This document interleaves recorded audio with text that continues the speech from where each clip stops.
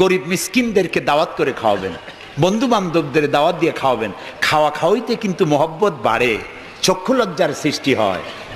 খালি অপরের পয়সা দিয়ে রিক্সায় চড়বেন, রিক্সায় দুইজন উঠলো, একজন নামে হেঁটে চলে গেল, একসাথে দুইজনে খাইলো, আর একজনে খেলাল করতে করতে বাইরে গেলো, পয়সাও দিল। এই চালাকি এক সময় ধরা পড়ে যায়। এই জন্য মানুষকে বাড়িতে দাওয়াত দিয়ে খাওয়ানো, রাসূলুল্লাহ বলেন দাওয়াত দিয়ে খাওয়াও। তাহাদ্দু তাহাব্বু, হাদিয়া দাও, মহব্বত বাড়বে। কারো অসুখ হয়েছে, তার বাড়িতে একটু আঙ্গুর নিয়ে যাও, একটু কমলা নিয়ে যাও। তোমার শত্রু যদি হয়, চক্ষু লজ্জার সৃষ্টি হয়ে যাবে। কান্নাহু ওয়ালিয়্যুন হামীম, দেখা যাবে সে চরম দুশমন ছিল, সে তোমার বন্ধু হয়ে গেছে। সুবহানাল্লাহ বলেন না? ওয়াসাল্লু আন-নাসু বিন-নিয়াম। আর 3 নম্বরে, মানুষ যখন ঘুমায় থাকে তখন তুমি নামাজ পড়িও।